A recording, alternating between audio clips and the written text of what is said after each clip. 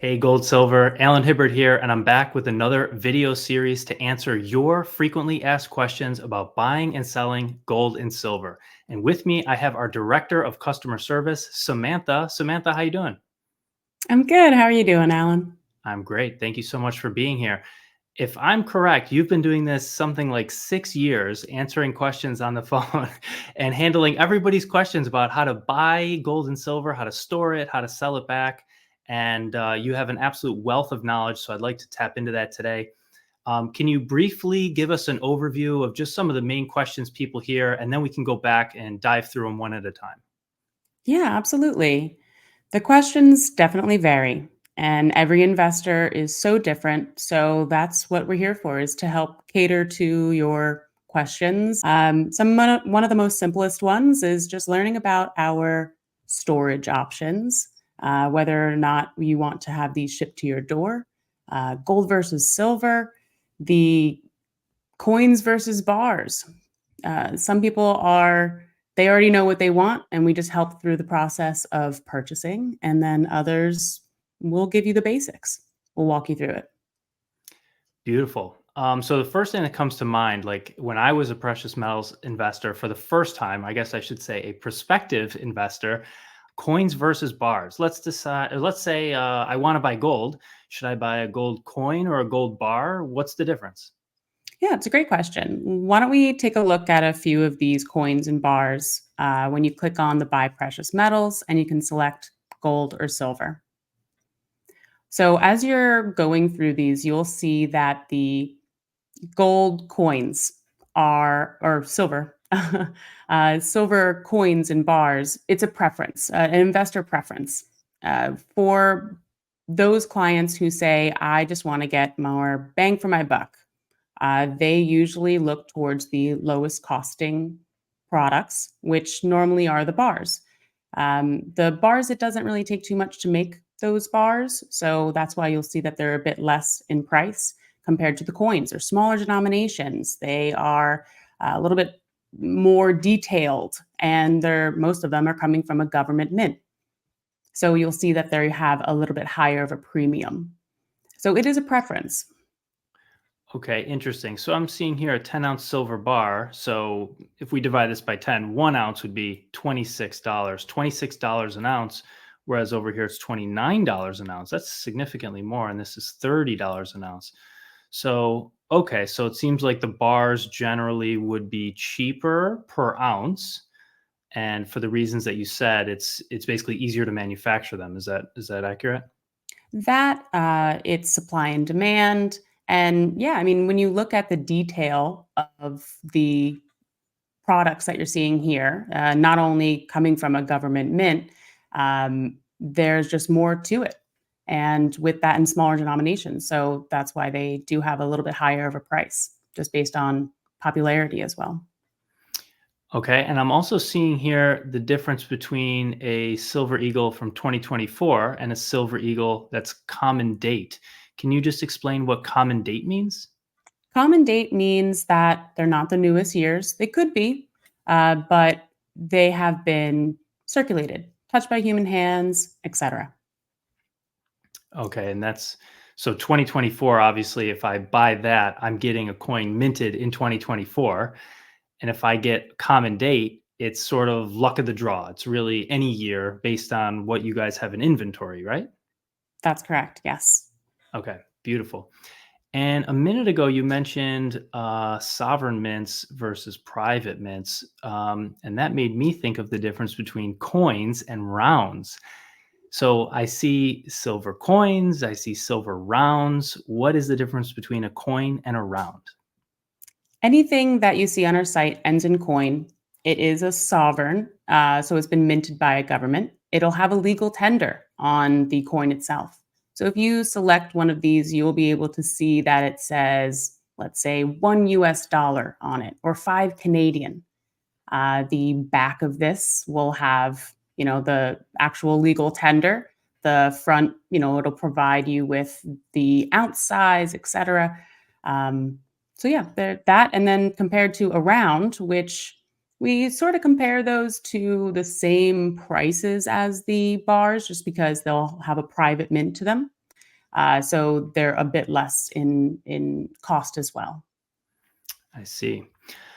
Okay, thank you. So let's suppose I wanted to get one of these American Silver Eagles from 2024. I see a few different purchase options here. There's check or wire, credit card or PayPal, or even Bitcoin. Can you walk me through the different payment options? Yeah, I'd love to. The most popular usually is saving you the best amount, and that's usually check or wire. And when you add to your cart, it begins that checkout process to lock in your price. And the locking in of your price, you'll be able to um, place your order at that moment, which basically stops the live price because we're going to go to market for you. We're going to purchase those metals. Although we don't have the cash right away from you, as you will be sending in a check or sending in that wire, we're going through that contract with you. And as you get to the end of the process of purchasing, in order to lock this price in, we ask for 5% down on a credit or a debit card. This doesn't charge your card in any way, but it does hold it and hold that price until we receive your bank wire or personal check.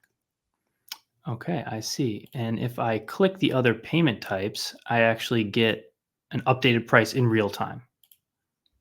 Yeah. For faster service, if you do want the metals right away, you'll see credit and debit card or PayPal. That it does have a 4% increase compared to that check or wire. Once we receive your funds, then we can ship out within our normal time frame of a few business days. Excellent. Thank you. And one thing I'm wondering is the purchase price compared to spot price, as well as the sellback price compared to spot price. Can you walk me through why this is so much higher than the spot price?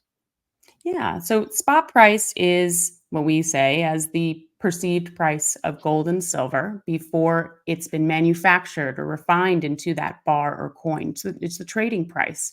It doesn't mean that we're getting these coins for spot price.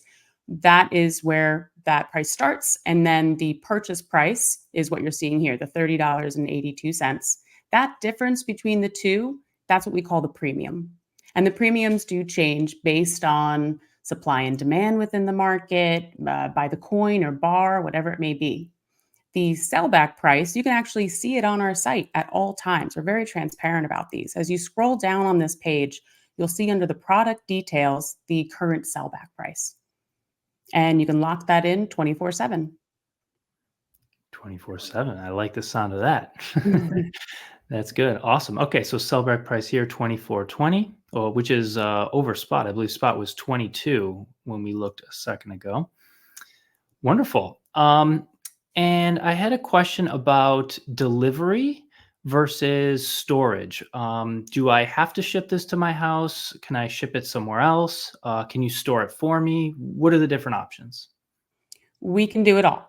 So if you'd like to ship these to your door, we send everything signature required, fully insured. And we do have a minimum of $500 in order to ship to your door domestically, as we take care of the shipping and handling. It's built into that price that you see there. Everything goes signature required, fully insured, and we send you the tracking number so that you are ready to sign for it. The price that you see, the price that you see is all inclusive of that. Uh, the price for shipping to storage within the United States, we have an option for, and that's the Salt Lake City, Utah location. We store and choose to store with our Brinks locations here within the United States, and that's also the free shipping and handling to the vault. If you choose a international vault, we have options available such as Toronto, Singapore, and Hong Kong. There would be shipping and handling fees that apply for shipping it there, but these are physical metals. They're being shipped and stored, audited, and you get confirmation as soon as it arrives. Makes sense. Okay, so you mentioned that this price is all inclusive. So it includes the cost of home delivery, the shipping, and insurance. Does this also include the cost of storing it? Like in Salt Lake City, for example, does this include the storage fee or is that a separate fee? That is a separate fee, and it's based upon the portfolio valuation on a monthly basis. So let's say that you have $10,000 worth of metals that you want to put in the storage facility, we have a minimum of $4 per month that you'd be paying, and it's 0.06% of the total value. So easy to calculate. 10 grand, you'll be paying $6 that month. Wow, 0.06%. That seems very affordable. That's 6 basis points. Wow. Yeah. Awesome. Thank you. Um, okay. And another question that comes to mind is if I make a purchase or a sale, do you tell the government about that or is it not reportable? For any purchases, we do not report on the purchases to the IRS, if that's what you're asking. For the, we are a US based company, so we must abide by US law. And one of the things that is reportable is if your sale of metals, if you sell back your metals to us, if it's triggered on a 1099B reporting.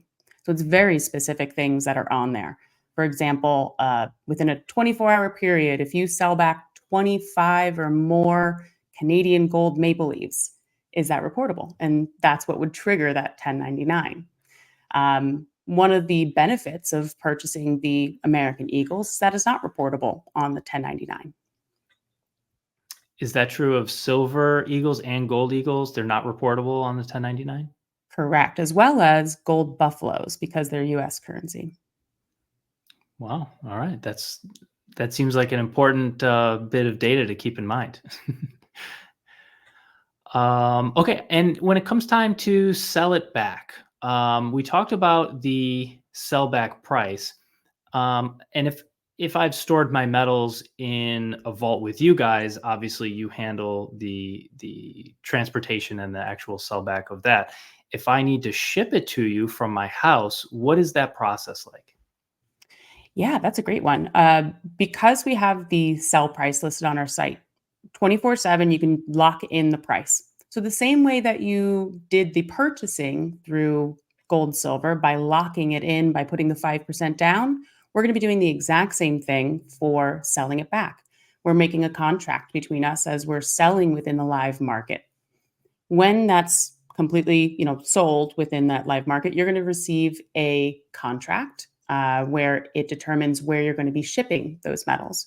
You are responsible as the holder of the metals to ship them into us. And once they're received, that's when we go through our verification process, and then we can issue payment according to your terms. The best way always to ship is FedEx or UPS, whichever that you're comfortable with. And we send everything to you, signature required, fully insured. But it's completely up to you on how you would like to send it. Excellent. Thank you. And talk to me a little bit about InstaVault. I keep hearing about it. It sounds cool. What is it and who would it be good for? InstaVault, if you take a look at the InstaVault Gold or InstaVault Silver and the price in comparison to the American Eagle, for example, let's look at the InstaVault Gold or Silver. The price difference between the two is it's closer to spot price. And so, yeah, for the InstaVault Gold, I can't afford a piece of gold right now. I would love to just take a 1/100th, but I want to keep it in storage until I actually have enough in inventory that I can convert it to a 1 ounce piece of gold. And because it's a bit less in price per ounce, I'm not paying that premium. It's perfect for those clients who say, I don't really want it in my possession. I want to leave it in vault only because the spread is so minimal. And when I say spread, it's the difference between that purchase price and sellback price. A lot of clients will look towards the spread because that difference is what spot price needs to move in order for them to say, okay, I can start selling now because I've already made my profit or something along those lines. A lot of investors really love the InstaVault option right now. Yeah, I can see why. So I could buy 1/100th of an ounce for $20, or I could buy maybe 10/100ths of an ounce for $200, something like that. And once I finally reach 100 hundredths of an ounce, a full ounce, what happens? Can I convert that to an actual 1 ounce coin or bar? Do I get to pick which one, or do you choose for me? And can you send it to my house, or does it stay in your vault? How does that work?